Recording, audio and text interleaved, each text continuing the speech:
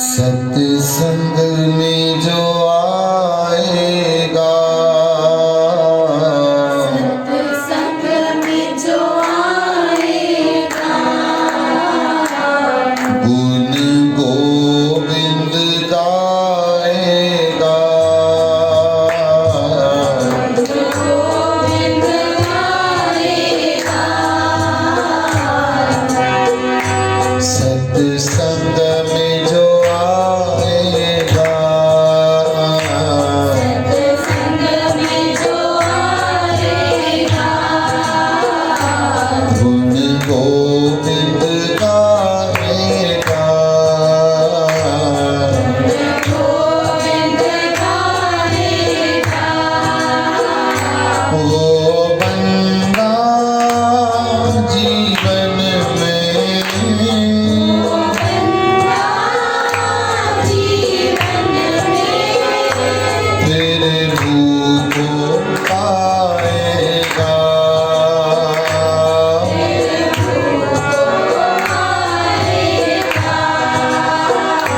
सत्संग में जो आएगा, सत्संग में जो आएगा, गुण गोविंद गाएगा, गोविंद गाएगा। वो बंदा जीवन में जीवन में तेरे रूप को पाएगा,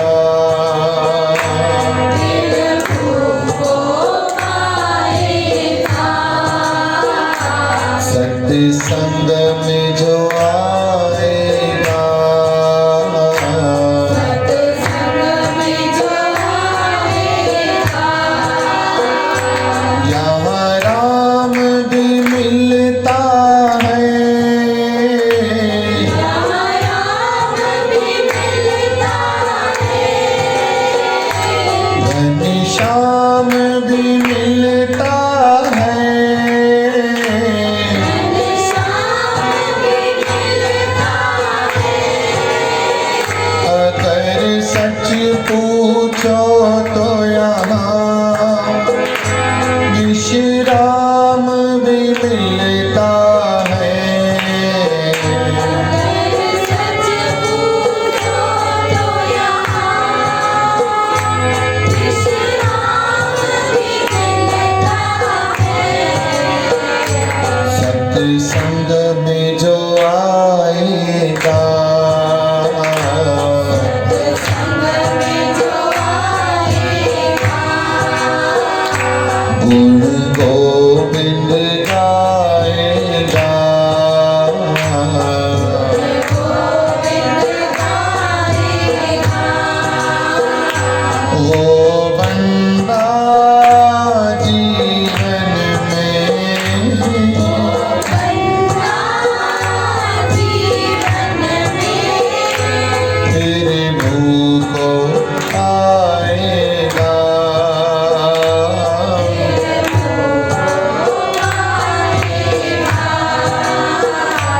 सत्संग में जो आएगा,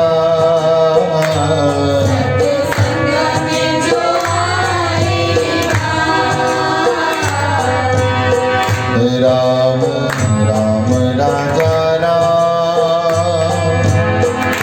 राम राम राजा राम, राम राम राजा राम,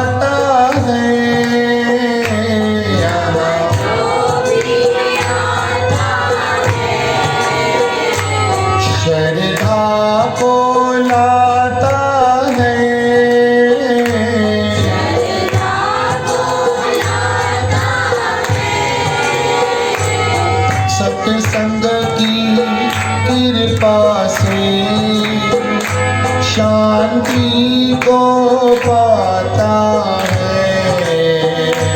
सत्संग की कृपा से शांति को पाता है। यहाँ जो भी आता है,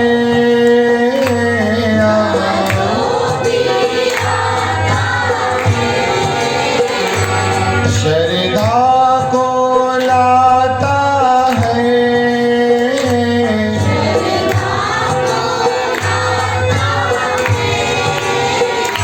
सत्संग की कृपा से शांति को पाता है।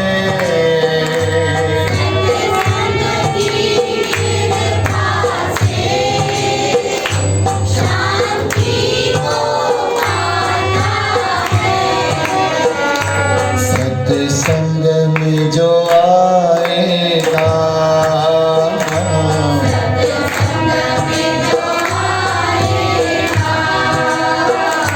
गुण गोविंद गाएगा,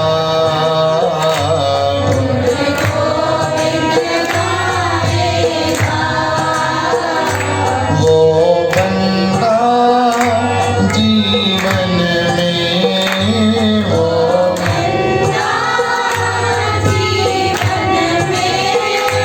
फिर भूख पाएगा।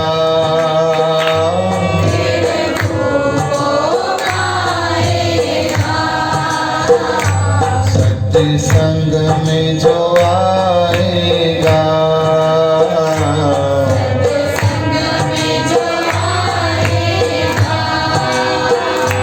सतनाम वाहेगुरु, सतनाम वाहेगुरु।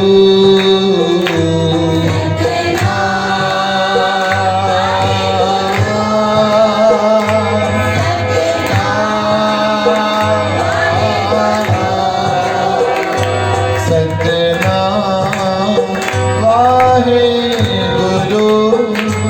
सतनाम वाहेगुरु।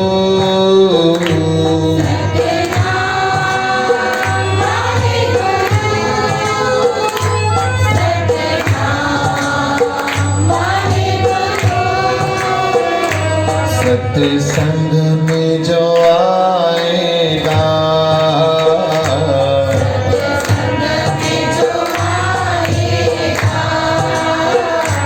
गुण गोविंद गाएगा,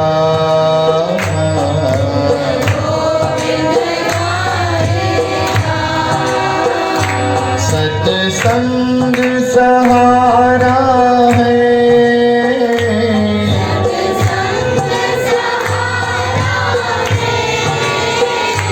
मंजिल का इशारा है।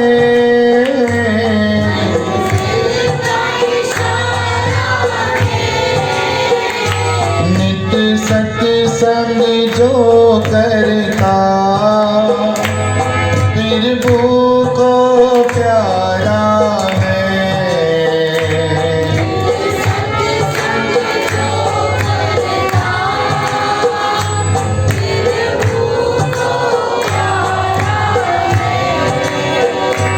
नित्य सत्संग जो करता,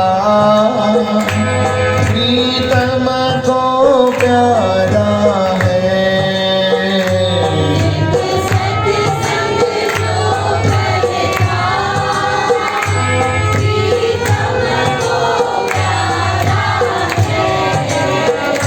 सत्संग में जो आएगा,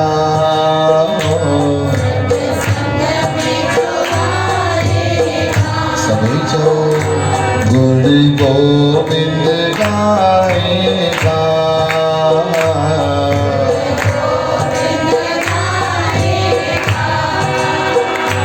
वो बंदा जीवन में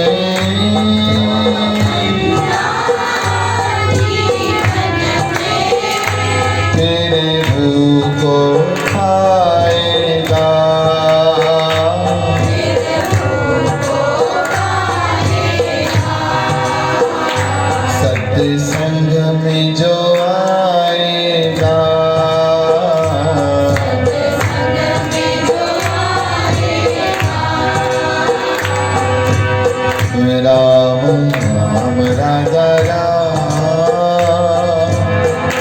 राम राम राजा राम।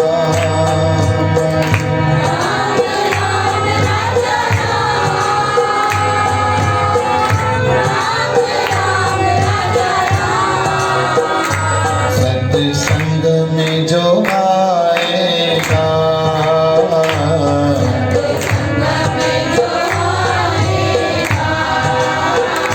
गुण गोविंद गाएगा,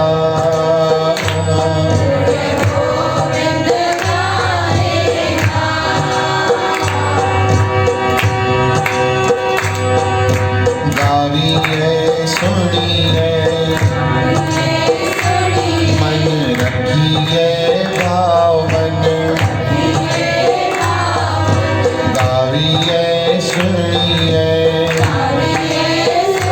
मन रखिए भाव मन, दुख पर हर सुख घर ले जाए, दुख पर हर सुख घर ले जाए, गुण गोविंद गाएगा,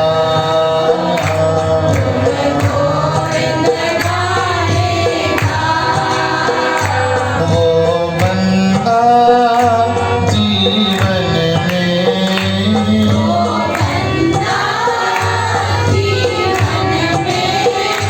तेरे भूख पाएगा,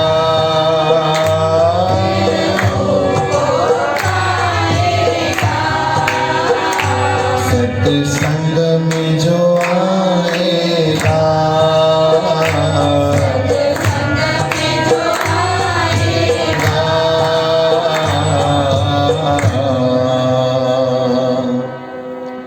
एक घड़ी आधी घड़ी, एक घड़ी आधी घड़ी, आधी की बुनियाद संता सेती गोष्ठी, जो कीनो सो लाभ, जो कीनो सो लाभ। बोलो श्री राम, कहिए जय श्री कृष्ण, कहिए सतनाम, कहिए जय सच्चिदानंद, कहिए राधे राधे, कहिए हरिओम, कहिए श्री राम, जो राधा स्वामी। गुरु की परम प्यारी सौभाग्यशाली प्यारी साथ संगत, संतों की महिमा जितनी वखान ग्रंथों, शास्त्रों, उपनिषदों में की गई है, उतनी महिमा कुर्सी के नीचे रखी। कहिए जय श्री कृष्ण।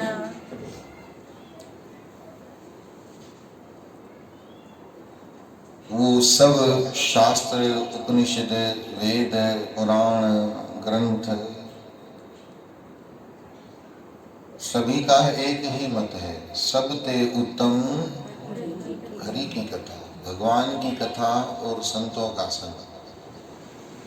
गोस्वामी तुलसीदास जी महाराज अपनी कविता में बयान कर रहे हैं,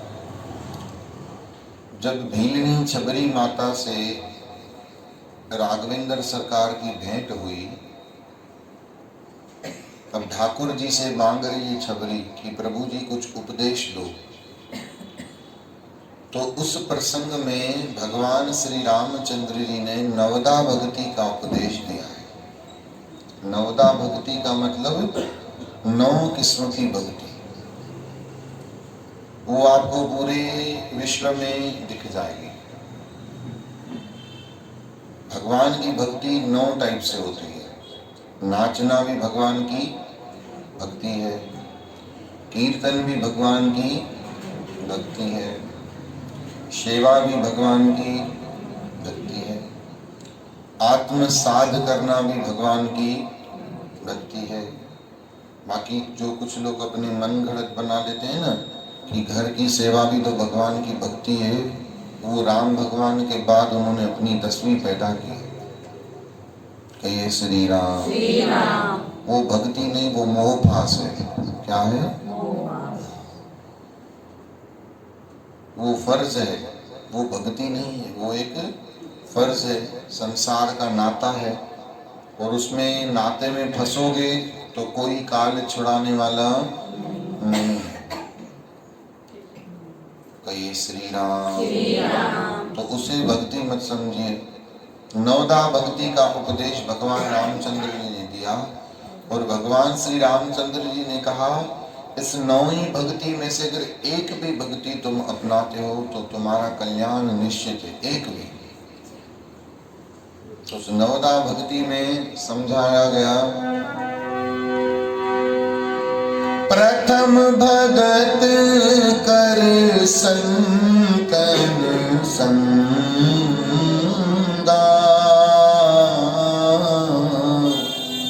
भगवान की नवदा भक्ति में से पहली भक्ति है संतों का संग।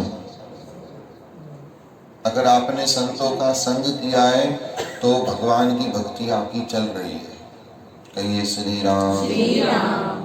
पहली भक्ति भगवान की 9 भक्तियों में से संतों का संग करो।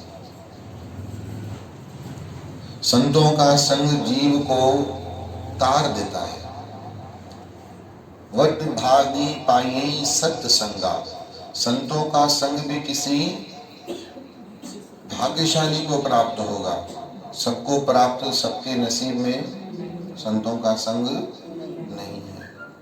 वट भागी पाई सत्य संगा, बिने प्रयास होई भवभंगा। बस संतों से जुड़ जाए, संतों से अटैच हो जाए, बिना किसी प्रयास के, उसे जीव को कुछ करना न पड़ेगा, संतों के संग में ही कर जाएगा। कहिए श्री राम। श्री राम। संतों का संग कैसा होता है? जैसे लोहा लकड़ी का संग करता है और उसमें से बहुत बड़ा जहाज बनता है। इतना बड़ा लोहे का जहाज, उसमें इतना लबालब भरा हुआ सामान, पर संग किया लकड़ी का, लकड़ी तैरती है और लोहा डूबता है। पर लोहे ने संग किया लकड़ी का तो लकड़ी के संग से लोहा भी तर जाता है।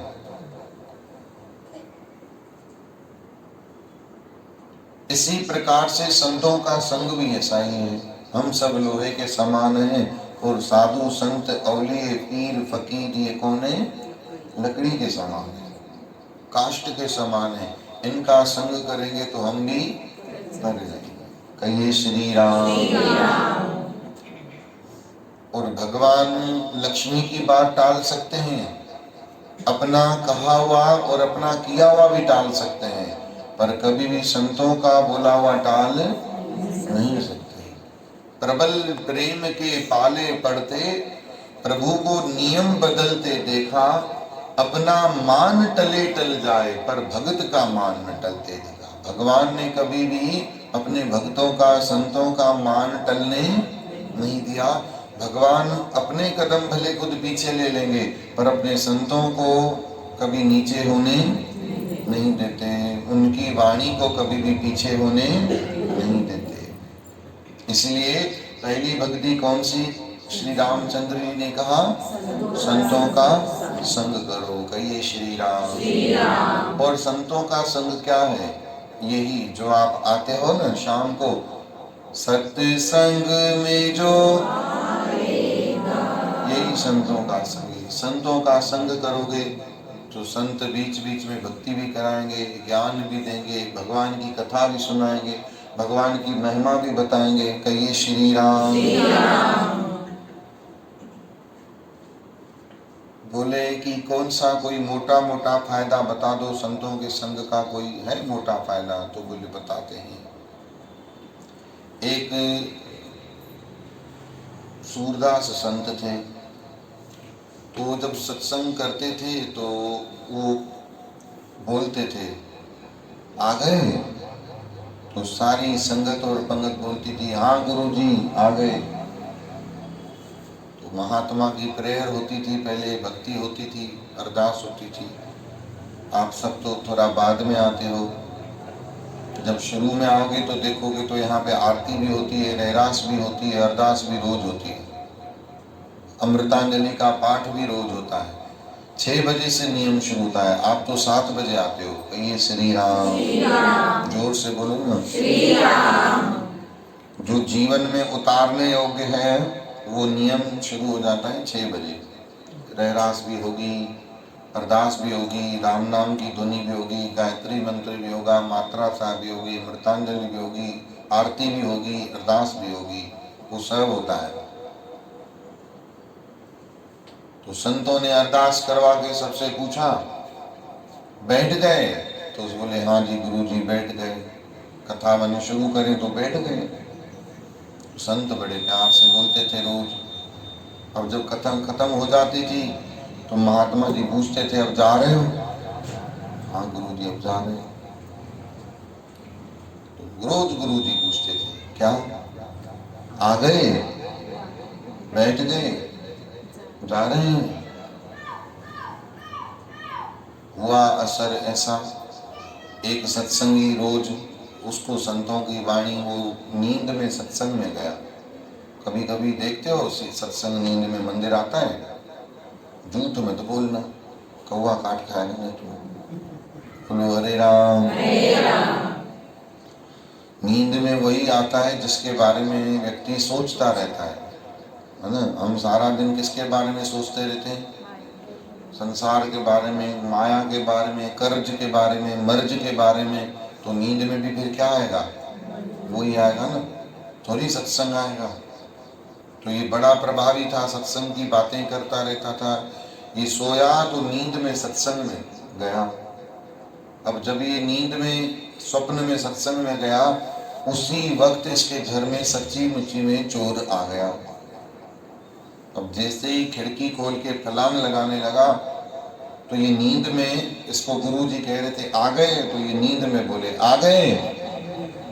तो चोर जंप लगा के थोड़ा सा नीचे बैठ गया खिड़की के पलंग के, कि दिख न जाऊं, कल पे आंखें खोल के देखे तो छुप जाऊं। बोले बैठ गए? बोले तो भाई जाग रहा है। तो जल्दी से खिड़की की तरफ वापस दौड़ा, एक टांग बाहर की तरफ लटकी हुई, एक टांग अंदर की। तो बोले चलो अब नींद आ गई शायद बंदे को। धीरे धीरे से सरक ही रहा था अंदर की तरफ। तो बोले जा रहे हैं? वो तो दूसरी मंजिल से भाई ने छलांगे लगाई। कहिए हरे राम। धड़ाम की जो आवाज आई, लोग इकट्ठा हो गए, लोग भेले हो गए। सब पूछे क्या हुआ क्या हुआ? तो बोले मैं खिड़की से कूदा। भले आदमी जाग। वो जब जागा तो बोले क्या हुआ क्या हुआ? तो वो मुझे नींद थी। अरे चोर बोला नींद था, हम तो समझा ये जाग रहा था। तो सब कथा संतों ने एक बार पूछा कि आपको सत्संग पर जाने का क्या फायदा मिला है? तो बोले हमको तो ये बड़ा फायदा मिल गया, मोटा मोटा फायदा, बाकी परलोक का तो फायदा नहीं है। पर देखो हमारे घर चोर घुसा था, अब रोज आते थे, बैठते थे, बोलते थे, तो चोर ऐसे भाग गए। कहीं श्री राम। ये मोटा मोटा फायदा है। कल हमने आपसे कहा था जब यहाँ पर बैठते हो तो देखो गिला से बच गए कि ना। यहाँ पे बैठे हैं चुप बैठे हैं, घर में है चुप। 1 घंटा बैठ पाते हो? जबान लप लप करती रहेगी। अगर कोई बोलने वाला नहीं होगा तो किचन में जाके कुछ ना कुछ खाती रहूं पीती रहूं अपने किचन में। आज मैं आजाद हूँ अपने ससुरालों में। कहिए श्री राम। और कुछ नहीं तो चाय की मौत तो है। कहिए श्री राम। कोई पड़ोसी बहन जी बस मिल जाए, झुंडन में हथ विझी, एक फणोटो उनजे मथे में टंग पियो आहे, ॿियो फणोटो इसलिए सब मर्दों ने मिलकर इंजीनियरों को कहा हमारा बरामदे ऐसे बनाओ कि अड़ोसी पड़ोसी दिखे ही ना, न झूठा कटी। पहले तो होता ही ऐसे था, उता को ठहल हूंदी हूँ बनोड़ा ठाया पिया हूंदा, ओॾां हुअ पई निकिरे ओॾां हुअ पई निकिरे। कई श्री राम। ॿार पंहिंजी घुमतुण में लॻा पिया आहिनि, एॾा मायूं पंहिंजूं ॿियो ॿुधाए छा थी ठाहे सम्झ में ही नथो अचे। चल कुछ नहीं समझ में आ रहा है, चलो बातें ही बना लो। कहिए जय श्री कृष्ण। यहाँ पर बैठे तो है कितनी शांत चित बैठे, कितनी शांत बैठे। होंठ गिला नहीं कर रहे, होंठ झूठ नहीं बोल रहे, किसी की स्तुति नहीं हो रही, किसी का गुणगान नहीं हो रहा, किसी की खुशामद नहीं हो रही। अगर मुख खुल भी रहा है तो राम राम राम भगवान के नाम में खुल रहे। कहिए जय श्री, कहिए हरे राम, कहिए सतनाम। इसलिए गुरु की प्यारी साथ संगत, ये संतों का संग, भगवान का दरबार की चौखट है, वो आला चौखट है, वो ऊंची चौखट है, जहां पर आकर के जीव अपने आप को पुरसुकून महसूस करता है, बड़ी शांति को प्राप्त होता है। इसलिए कहा यहाँ राम भी मिलता है, घनश्याम भी मिलता है, अगर सच पूछो तो यहाँ विश्राम भी मिलता है। यहाँ पे सिर्फ देखो होंठ ही आपकी चुप नहीं है, आप अगर ध्यान में दोगे तो आपका मन भी शांत है, मन भी चुप है। अभी कुछ ध्यान आ रहा है क्या सब? कुछ है, कुछ ध्यान? घर पे बैठते हैं कितनी बातें ध्यान में आती हैं। जैसे नदी बिना पानी के कभी भी खाली नहीं रहती, ऐसे भी हमारा मन और मस्तिष्क बिना विचारों के एक क्षण भी खाली रहता नहीं। वडभागी पायई सत्संगा, वडभागी है वो जो संतों का संग प्राप्त कर लेते हैं और अपने मन को भी शांत चित्त, बिल्कुल शांत चित्त कर लेते हैं। कहिए श्री राम। शांति बहुत बड़ा धन है गुरु की प्यारी साथ संगत, और वो कहाँ मिलती है? सत्संग में मिलती है। क्यों? उसका कारण है क्योंकि झूठ नहीं है, दोलाभ नहीं है, दिखावा नहीं है, संसार की बातें नहीं है, परमात्मा का निजा ज्ञान है, नीट ज्ञान है पूरा, कुछ मिलावट नहीं। संसार में कितनी बातों की मिलावट है, कितने झूठ हैं, कितने फरेब हैं, कितने धोखे हैं, कितने ऊंचे हैं, कितने नीचे हैं, विषय वासनाएं विकार बड़े बड़े जंप मार रहे हैं। और यहाँ पर विषय वासना तो कहीं रहे दूर, विचार भी शांत है, विचार भी नहीं उठ रहा, एकदम शांत चित्त होकर के भगवान नाम में सब जुड़े हुए हैं। कहिए श्री राम। इसीलिए इसको अवस्था को राम भगवान ने पहला बताया भक्ति का, नवदा भक्ति का पहली भक्ति है। प्रथम भगत कर संतन संगा और दूसर रत नित्य कथा प्रसंगा। भगवान श्री रामचंद्र जी ने छबरी से कहा कि दूसरी मेरी भक्ति है भगवान का सत्संग कथा कीर्तन रोज सुनो, रोज। कुछ मिले न मिले ये मत सोचो कि क्या मिल रहा है, सुनो। कहिए श्री राम। सुनने से बहुत बड़ा फर्क पड़ता है। जो अंधा होता है ना, वो अगर मंजिल पर उसे पहुंचना होता है ना, तो सुन सुन कर वो अंधा भी अपनी मंजिल पर पहुंच सकता है। ऐसा गुरु जी कह रहे हैं, सुनिए अंधे पावे राह। अंधा भी सुन सुन कर अपनी राह को पकड़ के मंजिल पर पहुंच सकता है। सिर्फ किससे? हम छोटे होते थे तो हमारी अम्मा जी हमको कहती थी सुनना सीखो, तो समझ में ही नहीं आता था सुनना सीखो का मतलब क्या है। सुन तो रहे तो बोलती थी कान से सुन रहे हो पर दिमाग से अभी नहीं सुन रहे हो। जैसे आप कैसे रोज सत्संग में सिर्फ किससे सुनते हो? कान से सुनते हो। कहिए श्री राम। पूरा जोर से बोलना पड़ेगा, प्यार से बोलना पड़ेगा। कहिए राम, कहिए सतनाम। तो गुरु की प्यारी साथ संगत, संतों का संग कैसा होता है अब सुनिए। हम आपको बहुत अच्छी सुंदर कथा आपको दृष्टांत बताते हैं। अजामिल नाम का एक ब्राह्मण था। तो था तो ब्राह्मण, पर कर्म उसके ब्राह्मण वाले नहीं थे। कई ऐसे होते हैं जो होते ब्राह्मण नहीं है, पर उनके कर्म और स्वभाव ब्राह्मण से भी ऊंचा होता है, बढ़ के होता है। और कई तो होते भले ब्राह्मण हैं, पर उनका कर्म, अब रावण कौन था बताइए? ब्राह्मण था, कर्मकांडी भी था, उसने सिद्धियां भी प्राप्त कर रखी थी, पर अब उसने कर्म ऐसा कर दिया तो ब्राह्मणता से, क्योंकि ब्राह्मण का पद इतना ऊंचा पद है, इतना महान पद है, अगर वो ब्राह्मण का पद है पर कर्म ब्राह्मण का नहीं है, तो उसे खुद ही उस ब्राह्मण पद को त्याग देना चाहिए कि मैं ब्राह्मण होने के लायक, क्योंकि ब्राह्मण पद कोई छोटा पद तो नहीं।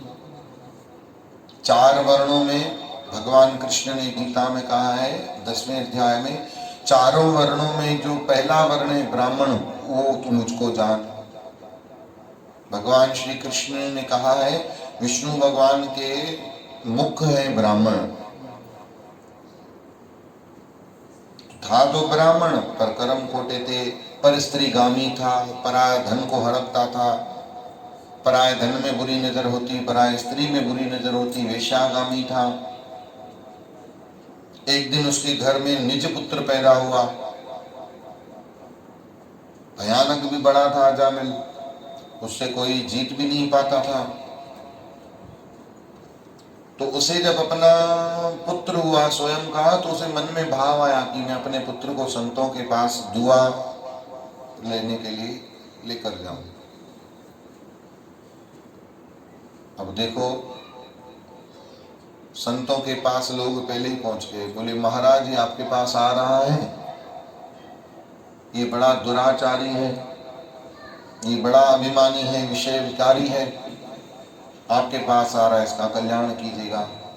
अब ध्यान से सुनना, संत शरण जो जन परे, संतों की शरण में जो पड़ गया न, उसका उद्धार होना ही होना है, निश्चित रूप से होना है। संत शरण जो जन परे सो जन उदरणहार, पर संत की निंदा नानिका। अगर फिर संतों की निंदा करोगे तो बार बार जन्म भोगने पड़ेंगे, और मनुष्य जन्म पाकर के सोचना चाहिए कि हमें कभी भी वापस ये जन्म न मिले, मोक्ष मिले। कहिए श्री राम। थोड़ा जोर से बोलना पड़ेगा। अब संतों के पास आया, आप भी आते हो ना अपने बच्चों को लेकर के, पोतों को लेके, पोती को लेकर के, स्वामी जी ने लोली जो साईं ने के आशीष दे, तांजे दर ते दुआ को आयूं, चओ श्री राम, चओ हरे राम। तो वो आशीर्वाद देने के लिए वहां पर पहुंच गया। अब जब आशीर्वाद देने के लिए वहां पर पहुंचा, तो संतों ने बच्चे को गोद में हाथ में लिया, गोद में लेकर के कहा कि अजामिल बच्चे का नाम क्या रखा है? तो बोले अभी तक तो नहीं सोचा है, जो आप बोलो वही रख देंगे। तो संतों ने कहा यही एक मौका है इसका कल्याण करने का। संतों का एक ही मतलब है, जीव का कल्याण।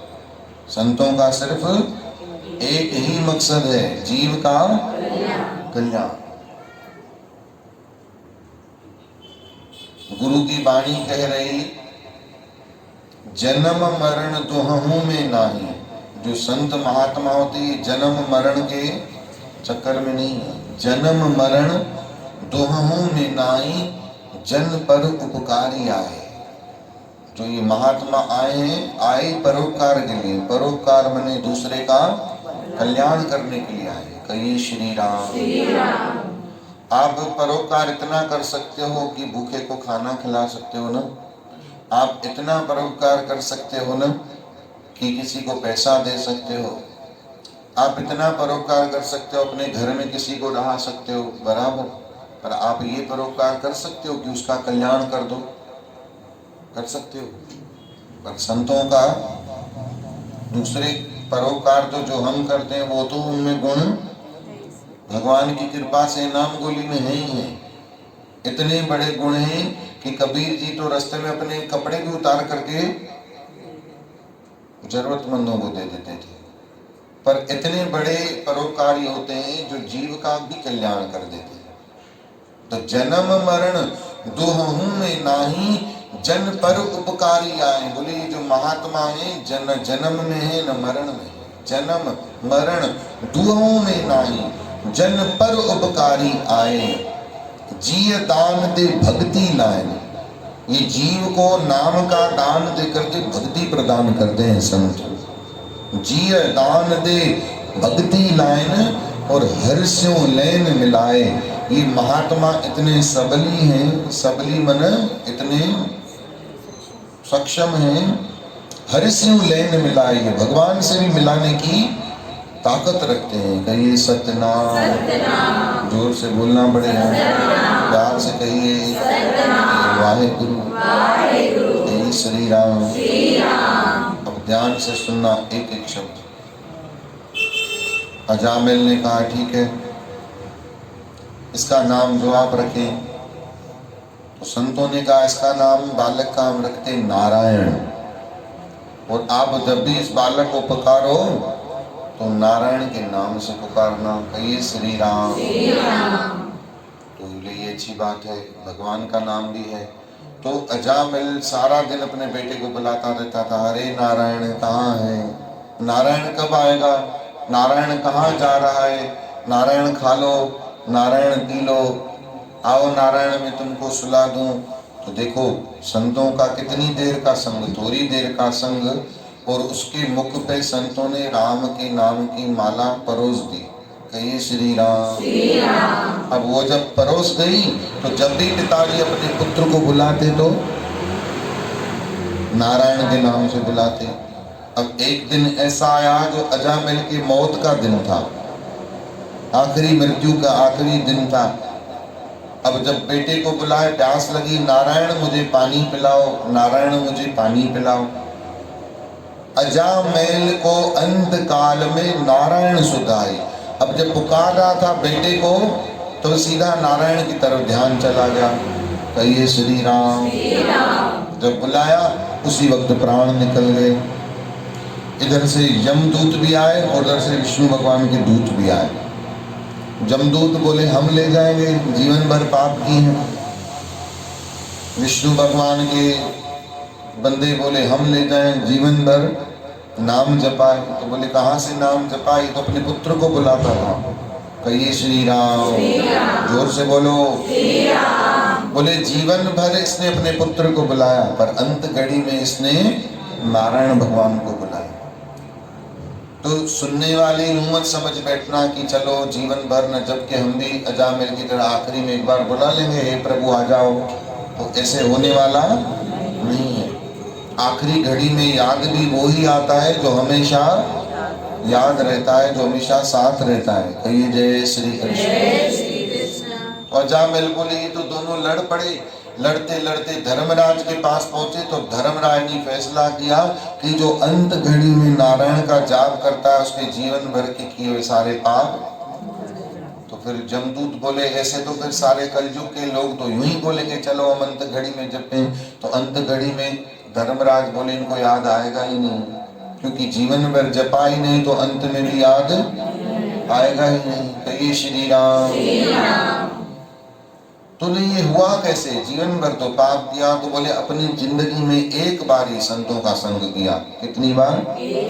अब एक बार संग किया और संतों ने इसके बेटे का नाम नारायण रख दिया। तब से ये नारायण नारायण बोलता रहा। देखो एक घड़ी आदि की पुनाद संता सेती गोष्ठी जो कीनो सुलाभ। कहिए श्री राम। ये संतों के संग का प्रभाव है प्रेमियों। कहिए श्री राम।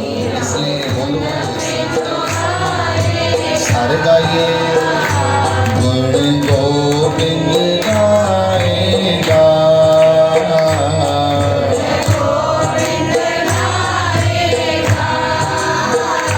वो बंदा जीवन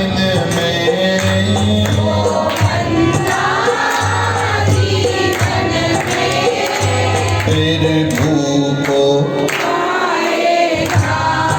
गाइना फिर सारे जगो सत्य संग में जो गुण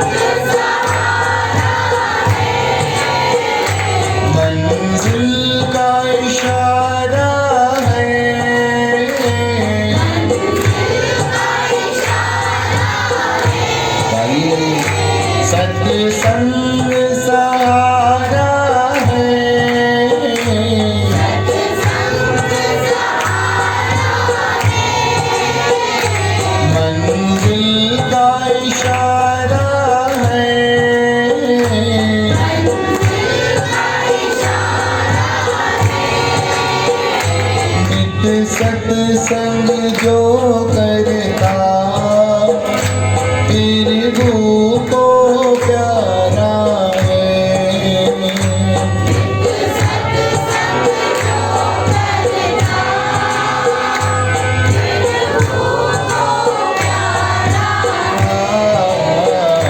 सत्संग में जो आएगा गुण गोविंद गाएगा, वो बंदा जीवन में प्रभु को गाएगा, वो प्रभु को गाएगा।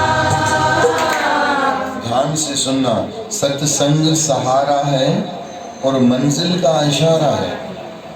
आपको किसी ने कहा कि हम पलसीगढ़ में रहते हैं और नया बंदा मुझे किस तरफ आता है पलसीगढ़, तो आप उसको बोलोगे कलेक्टर ऑफिस के पास में। अब वो सज्जन पुरुष महा कलेक्टर ऑफिस के पास पहुंच गया, कहिए श्री राम। अब कलेक्टर पे पहुंच गया मतलब कहाँ पहुंच गया, ज्यादा दूर नहीं, तो लैंडमार्क हो गया क्या, कलेक्टर ऑफिस। तो भगवान का भी जो लोकेशन है ना, भगवान की प्राप्ति का भी जो एड्रेस है ना, उससे पहले लैंडमार्क है सत्संग। कहिए श्री राम। अगर सत्संग पर पहुंच गए मतलब समझो भगवान ज्यादा दूर नहीं। तो बोले ये दूरी भी कैसे खत्म होगी, हम तो सालों से जा रहे हैं। तो बोले जो सालों से जा रहे हो ना, अब जीजाओं से जाओ। जीजा की ज्यादा चलती है, सालों की नहीं चलती। कहिए जय श्री कृष्ण। बोले सालों से तो जा रहे हो, सालों से जो जा रहे हो, वहां सिर्फ गर्दन हिला हिला के आ जाते हो। हाँ हाँ, अरे महाराज ने सच्ची बोला नहीं, कितनी अच्छी बात बोली ना। अब ऐसा करने से होगा क्या, कहिए जय श्री कृष्ण। वचन पे तो एक भी चले ना, माया को छोड़े ना, घर को छोड़े ना। कभी कभी हम देखते हैं ऐसा, मैं टोंक नहीं मार रहा हूँ, टोंक क्यों मारूंगा, टोंक तो बहुएं मारती है, सासें मारती है, इनमें बहू न सास में। ननंद मारे टोंक, जेठानी मारे, देरानी मारे, मैं थोड़ी उनमें से। और टोंक भी वो मारता है जो डरता है, डायरेक्ट बोल रहा हूँ ना मैं तो। कभी कभी सत्संग से कैसे भागते हैं हम, सत्संग से हम कैसे भागते हैं, वो क्या पता किसको दिखाना चाहते हैं कि हमें तकड़े। कहिए श्री राम। माया से भी ऐसे भागते हुए भगवान के पास आए। कृष्ण भगवान जी जब अपनी मुरलियाँ बजाते थे, कहिए जय श्री कृष्ण। क्या बोलती थी सखियाँ, कैसी मुरलियाँ बजाई रे तूने छलिया मनमोहना, मैं तो सोती सोती आई रे। हाँ जी, अच्छा बजेगा ना, नींद आ रही। हाँ वाइडी गलत गा रहा हूँ मैं तो फिर, हाँ अब जागी अर्चना जी। कहिए जय श्री कृष्ण। कैसी मुरलिया बजाई रे छलिया मनमोहना, मैं तो दौड़ी दौड़ी आई रे, मैं तो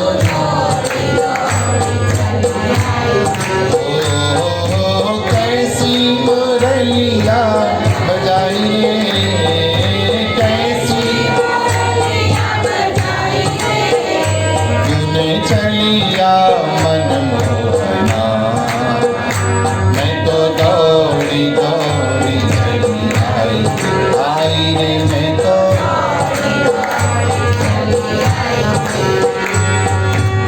काहे को ऐसी मुरली बजाए, मेरे मन को चैन न आए। काहे को ऐसी मुरली बजाए,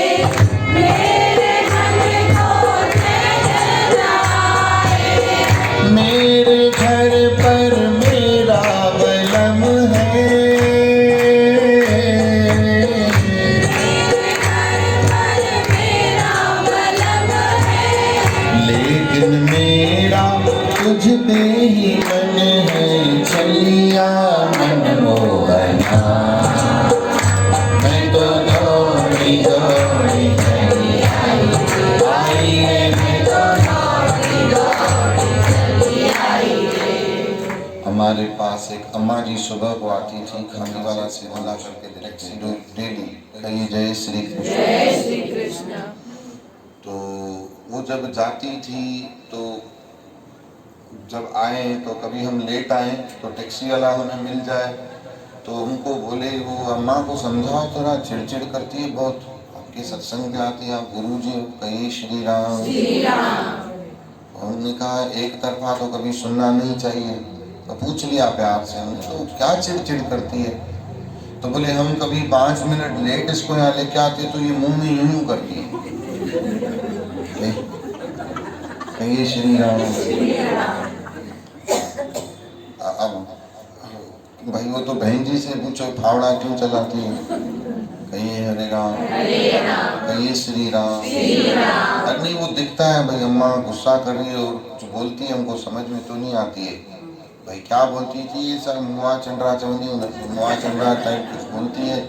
भाई देर कर दी मुआ चंद्रा, भाई अब सत्संग साईं बैठ गए होंगे, हम उनसे पहले पहुँचे कि वो हमसे पहले पहुँचे। कहिए श्री राम। तो हमने अम्मा को बोला अम्मा कोई बात नहीं, दीदी तो बोले नहीं।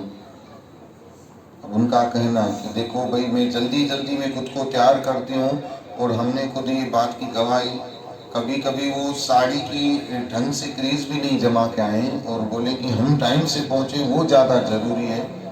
ये जरूरी नहीं है कि हम सवरे हुए ढंग से हैं कि नहीं, हम पहुँचे ढंग से, वो ज़्यादा जरूरी है। कहिए जय श्री कृष्ण। जय श्री कृष्ण। तो हमें लगता है कि हम जैसे नाचीस का प्रवचन सुनने के लिए वो माता जी इतनी बूढ़ी हैं, प्रौढ़ हैं, वो इतना दौड़ के आ रही हैं, टैक्सी वाले को बातें सुना रही हैं। तो जब कृष्ण जी कान्हा जी मुरली बजाते होंगे तो सखियों की अवस्था क्या होती होगी ना। मैं तो दौड़ी दौड़ी। ऐसे जब हम वृंदावन के बाबाओं के साथ, संतों के साथ जब हम घूमते थे तो ऐसे गाते थे वो आपस में, कहिए जय श्री कृष्ण, कहिए हरे राम। भजन मुझे याद नहीं आ रहा है, उसका मतलब ऐसा होता था, वो पहले महिलाओं को बहुत सारे काम करने पड़ते थे, बड़ों बूढ़ों को भी खिलाना हो और ढोरों को भी खिलाना हो, तो जल्दी जल्दी में वो बहनें गोपियाँ क्या कर देती थी, सास ससुर को भूसा दे जाए और जो साग डोडा बनाए बाजी वो गाय को दे आती थी। वैसा भागवत में भी कहिए जय श्री कृष्ण कि बस ठाकुर जी जमुना के तीरे, जमुना की कल कल की धारा बह रही हो, इतने सुंदर सुंदर पक्षियों का आवाज आ रहा हो, संध्या का टाइम, भौरों की गुनगुन है और उस वक्त तो इतने सुंदर प्रकृति अपनी इतनी प्यारी आंचल की चादर बिछा देती है और वहाँ पर उसके बीच में ठाकुर जी बैठ जाए तो करोड़ों तारों के बीच में चंद्रमा आ जाए पूर्णिमा का। हाँ, और फिर उससे बड़ी कयामत ठाकुर जी और ढा दे, मुरली बजा दे। कहिए जय श्री कृष्ण। फिर तो महाराज जहाँ चलता न था काम तीर कमानों से, बोलो जहाँ चलता न था काम तीर कमानों से, विजय नटवर की होते देखी मुरली की तानों से। जो मुरली बजाते थे ठाकुर जी, ओ गैया माताओं के पाँव में जो घुंघरू होते थे वही ठहर जाते थे, हवा रुक जावे, पक्षियों की चहचहाट रुक जावे, पेड़ एक दूसरे को कहने लगे कि अरे हिलो मत, अब ठाकुर जी की मुरली बज रही है, ये सुनो जी। कहिए जय श्री कृष्ण। देखो ये होता है प्यार। कहिए श्री राम। अगर सत्संग मिल जाए ना तो समझो भगवान मिल गया। भगवान अब आपसे ज्यादा दूर नहीं है। ये आखिरी पड़ाव है सत्संग। अगर ये मिल गया है तो बस भगवान ज्यादा दूर नहीं है, आपके पास ही, आपके नजदीक ही है। बस अब इन वचनों पे चल पड़ो तो देखो आपको भगवान जल्दी ही दर्शन दे देगा। आपके ऊपर है। कहिए जय श्री कृष्ण, कहिए श्री राम। आपने कहा हमको लंदन जाना है, लंदन जाना है, तो एरोप्लेन आपको लंदन तक तो पहुंचा देगा, लंदन घुमा के थोड़ी आएगा, है ना। सत्संग आपको भगवान पर पहुंचा देगा। बाकी अब बाकी तो सेवा सब किसको करनी है, हमको करनी है। बाकी सब हमको अपने ऊपर, अपने स्वभाव में चेंज लाओ, स्वभाव में बदलाव लाओ, तब्दीली लाओ। कोशिश करो जरा जरा सी बातों में गुस्सा न करो। नाजायज बात पे तो वैसे भी करना नहीं चाहिए। आप सब सुन रहे हो, जिस पर गुस्सा नहीं आना होता है उस पर भी आ जाता है ना। तो उस पर तो नहीं करना चाहिए, पर जिस पे गुस्सा आना चाहिए उस पे भी गुस्सा मत करो। उससे क्या होगा कि थोड़ी थोड़ी जो भगवान की धुंधली तस्वीर है वो थोड़ी थोड़ी, पर भगवान चाहिए तो, नहीं चाहिए तो जैसे चल रहा है घसीटी लीटी सालों से चलने दो, वही कर्म करते रहो। लोग भी बोलते रहेंगे कि वाह सत्संग पे तो जाते हैं पर इनमें कोई फर्क वो है 1% का नहीं। ठीक है, बोलने दो, लोगों को भी बोलने दो, आप भी अपने हिसाब से जीते चले जाओ। न आप किसी को खिला रहे हो, न हमको कोई खिला रहा है। कहिए जय श्री कृष्ण। है ना? तो भगवान अगर चाहिए, प्रभु अगर चाहिए तो संतों का संग और संतों के वचन उनको गौर से सुने, भगवान की महिमा का रोज श्रवण करें। रोज सुनो कि भगवान की क्या महिमा संतों ने सुनाई, क्या गाई, उस महिमा को फिर घर पे भी जाकर के गाओ, गुनगुनाओ। कहिए जय श्री कृष्ण। गाओ दे भगवान का जस, भगवान की महिमा, भगवान की स्तुति। तो याद रखो सत्संग के प्रभाव से भगवान मिल जाएगा। जो करते रहोगे भजन धीरे धीरे तो मिल जाएगा वो सजन धीरे धीरे। जो करते रहोगे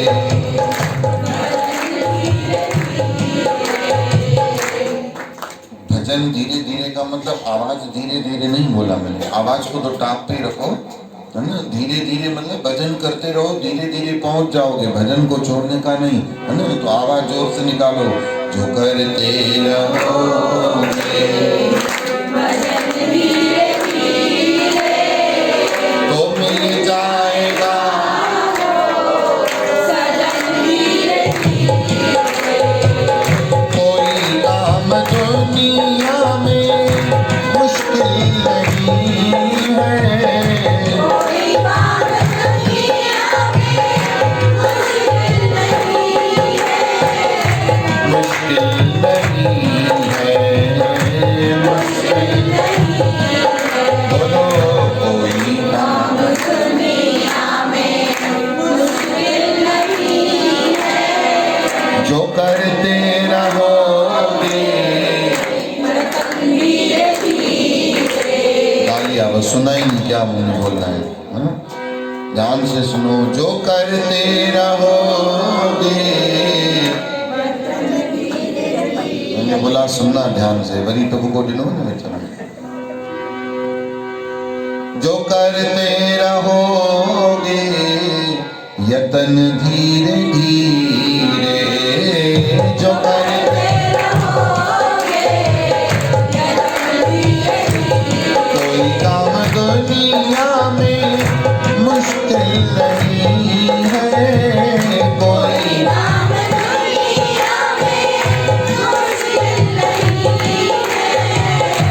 मुश्किल नहीं है।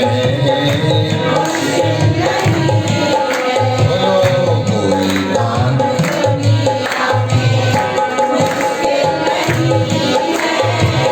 जो करते रहोगे तो जो करते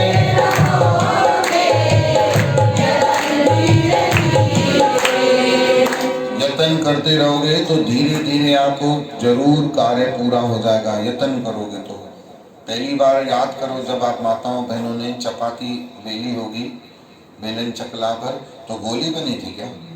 कभी भारत का नक्शा बना दिए, कभी पाकिस्तान का, कभी अमेरिका का, है ना। कम कहिए जय श्री कृष्ण। अब आज यतन करते करते तो ऐसी हैबिट हो गई है, मुंह भले टेढ़ा हो पर चपाती की गोली होती है। कहिए जय श्री कृष्ण। हाँ है ना। ये क्यों हो गया ऐसा? क्योंकि अभ्यास अच्छा हो गया। यतन किया तो हो गया ना, यतन नहीं करोगे तो यतन करो समय से आने का, यतन करो वचनों पे चलने का, यतन करो भगवान के गुण गाने का। कितनी चीजों की यतन कर बैठे हो, कितने सारे यतन किए। यतन नहीं करेंगे तो कुछ भी होने वाला। एक बहन जी हमारे लिए ढोकला बना के आई, मिसाइल। अरे बोली महाराज आप ढोकला खाएंगे? उन्होंने कहा ये क्या होता है? Atom bomb. हम खमन खमन चाहना ना, सिंधी में हम खमन बोलते हैं, तो ढोकला हमें मालूम नहीं था। कहिए जय श्री कृष्ण। तो वो तो कभी कभी भाव भक्ति के कारण भगत पेश ऐसे करते हैं, प्रेजेंट ऐसे करते हैं जैसे सांप का पिटारा नहीं, सपेरा खोलता है यूं करके, वो ढक्कन ले लो महाराज जी, अरे हम तो चमक ही गए। कहीं जय श्री कृष्ण, दूर से हमने कहा क्या है देखिए तो, अरे ये तो सनातन मानू आप। कहीं जय श्री कृष्ण। अच्छा ये भाई का नाम ढोकला भी है क्या? कहीं जय श्री कृष्ण। सावरो नालो दो के को अलग अलग थे। कहीं जय श्री कृष्ण। तो ढोकला बड़े प्यार से बनाया था, बहुत गंदा, बहुत प्यार से बनाया था, गंदा इतना कि जिसकी कोई हद नहीं। तो अब हम क्या कहें, अच्छा बनाए? आपसे पूछ रहा हूँ, अगर मैं बोलता हूँ अच्छा है तो मेरे कर मन में वो ही हंग की चाहे भोगी मान भले बुद्धण न वणे न वणे। कहिए जय श्री कृष्ण। माता जी ढोकला कैसा बने गुरुजी जल्दी बताओ कैसा बना? हमने सच्ची बताओ पहली बार बनाए हो? तो बोले हाँ। कैसे बनाया, किसने बताया? कोई गुजराती महाराज आया था? अरे बोले यूट्यूब। हमने कहा थोड़ा खाने योग्य तो नहीं है, अब जो ले लिया है भगवान का प्रसाद समझ के उसको ग्रहण कर लेते हैं। कहिए जय श्री कृष्ण। ओ बहन जी 15 दिन बाद दूसरा आइटम बना के आ गई। हमने कहा यही ढोकला ही प्रयास करती ना, दूसरा क्यों बनाया? हाँ तो बोले आपको अच्छा नहीं लगा, अब अभी क्या बना खाया? तो बोले हम दाल बाटी बना के लाए। और दाल बाटी खाई, 2 दांतों में दर्द। हम बोली किसमें से की आपने? तो बोले हम जैसे जैसे यूट्यूब पे जैसा बताया, भाई ओवन नहीं है, नहीं घर में ऐसा बनाओ वैसा बनाओ। तो हमने कहा देखो आप ये बनाना आपके बस की बात नहीं है। तो वो बात उसको इतनी लग गई कि बस की बात नहीं है, तो बिल्कुल टूट पड़ी। दुनिया भर की सारी एक्सपेरिमेंट में गरीब के ऊपर उसने किए। था वो भी अच्छा नहीं। भोगना माँ तो भोगना माई भी यही होना भाई। जय श्री कृष्ण। अब भाव उनका कि भाई हम संतों को खिलाएं, अच्छा खिलाएं, बढ़िया खिलाएं, भाव तो है, पर अब वैसी चीज भी तो हो ना। भिंगनी के भाव अच्छे थे तो बेर भी तो मीठा था ना, खट्टा तो नहीं था। कहीं बोले महाराज जी प्रेम में तो मीरा भी जहर पी गए, तो जहर पिलाओगे? मार डालो। ऐसा मत करो भाई। कहिए जय श्री कृष्ण। वो मीरा थी, मैं थोड़ी मीरा हूँ। मीरा तो तुम हो, हम पिला देते हैं फिनाइल, लो पियो देखें। कहिए श्री राम। चाय तो बोलते हैं देते नहीं हो, बोले नहीं भी क्या एसिडिटी, इसलिए हमको पिलाने के लिए जहर और मीरा सब याद आ जाती है। सबको ज्ञान आ जाता है। महाराज जी हम आपके लिए बना के हैं स्पेशल, भाई हमने भोजन ले लिया, अरे हम इतने प्यार से आपके लिए बना के लाए, आपको खाना ही पड़ेगा। अरे ये क्या, ये तो खाना ही पड़ेगा, ये तो वो मौसम बा भाई, मौसम बा, जेल की चक्की जाना पड़ेगा, जेल का आटा पीसना पड़ेगा, वो जबरदस्ती है क्या? बोले नहीं आप खाओ, आप खाओ, एक ही खाओ। अरे एक निवाला न जाए, अब तो पानी का घूंट न जाए।